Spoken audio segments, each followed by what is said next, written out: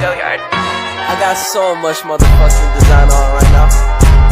Break it down, bring it back, make it clap. I got 3 old thoughts, new block, where that thing. Bitches on my line, and you know they come straight. Hold up, what it not, 45, scope it cash like whoa. How you fucking with these hoes up? Bismillahirrahmanirrahim. Assalamualaikum warahmatullahi wabarakatuh. Baiklah, saya atas nama Tifla Saskia Nur Afni dengan NIM 2210101040025. Baiklah, pada kesempatan kali ini saya akan menyampaikan atau memaparkan materi hasil ringkasan saya mengenai penanaman nilai dan sikap dalam pembelajaran IPS atau ilmu pengetahuan sosial di sekolah dasar, di mana dalam pembahasan tersebut terdapat 3 subjudul. Yang pertama, pentingnya nilai dan sikap dalam pembelajaran atau pengajaran IPS, ilmu pengetahuan sosial. Nah, dalam subtema tersebut atau dalam sub pokok tersebut terdapat pengertian dari nilai dan juga sikap. Jadi, pengertian nilai dan sikap tersebut terdapat penjelasan beberapa ahli, tetapi pada saat ini saya mengutip 2 ahli saja. Yang pertama ada Purwodarminto yang mengatakan bahwa nilai adalah suatu harga atau hal-hal penting serta berguna bagi manusia.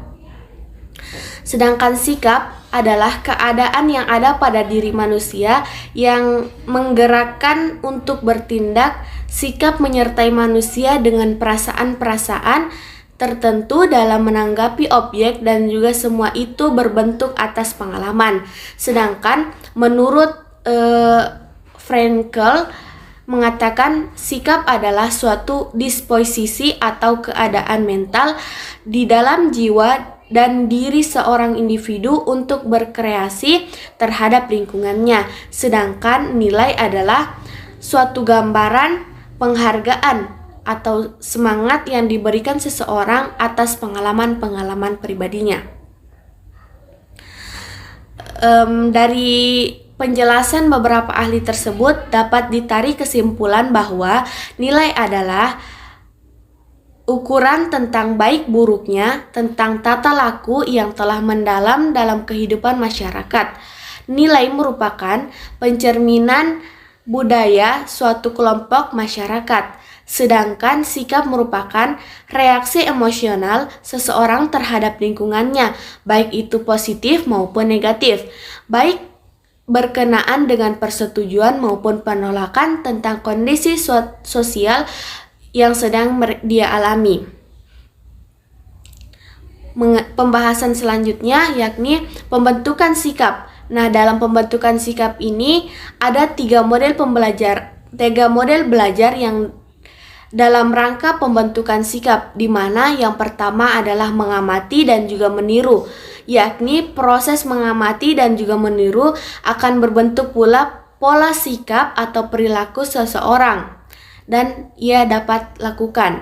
Sedangkan yang kedua adalah menerima penguatan, yaitu pembelajaran model ini berlangsung melalui pembiasaan operan, yakni dengan menerima atau tidak menerima penguatan atas suatu respon yang ditunjukkan. Penguatan juga dapat berupa hadiah, penguatan positif, dan dapat berupa hukuman. Sedangkan yang ketiga adalah menerima informasi verbal, yaitu informasi tentang berbagai hal dapat diperoleh melalui lisan ataupun tulisan. Nah, dalam informasi tentang informasi ini, sesuatu objek yang diperoleh oleh seseorang akan mempengaruhi pembentukan sikapnya terhadap objek yang bersangkutan. Selanjutnya, di pokok pembahasan yang ketiga tentang teori perubahan dalam bersikap atau bertingkah laku. Yang pertama ada teori pembelajaran yang dimana dalam teori pembelajaran ini melihat perubahan sikap sebagai suatu proses pembelajaran. Ada 4 unsur dalam proses pembelajaran tersebut. Yang pertama, penyampaian sebagai sumber informasi baru. Yang kedua ada yang dinamakan dengan komunikasi atau informasi yang dapat disampaikan. Yang ketiga ada penerimaan, dan yang keempat ada situasi. Selanjutnya yang bagian B ada yang dinamakan dengan teori fungsional, di mana di dalam teori fungsional ini adalah sikap untuk mencapai suatu tujuan. Oleh karena itu, untuk merubah sikap atau sifat seseorang, terlebih dahulu harus dipelajari dan diketahui kebutuhan khusus atau tujuan khusus yang dapat dicapai. Yang ketiga, ada namanya teori pertimbangan sosial. Menurut teori ini, perubahan sikap merupakan suatu penafsiran kembali atau pendefinisian kembali terhadap suatu objek.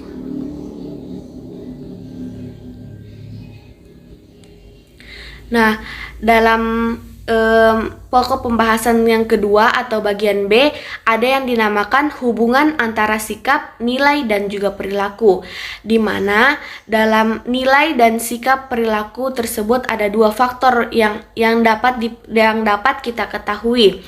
Yang pertama adalah konsistensi hubungan antara sikap dan perilaku yang ditentukan oleh faktor yang pertama, adanya faktor motivasi dan kesempatan. Jika seseorang memiliki motivasi yang kuat untuk berpikir tentang sesuatu objek serta memiliki kesempatan untuk berbuat.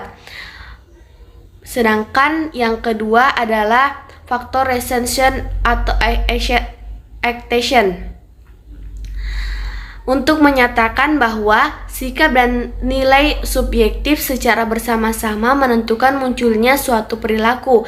Jadi dapat disimpulkan bahwa antara nilai, sikap, dan perilaku itu sangat erat kaitannya. Jadi ketiga unsur tersebut antara nilai, sikap, dan juga perilaku sangat eratlah kaitannya dalam kehidupan seseorang atau dalam kehidupan sehari-hari.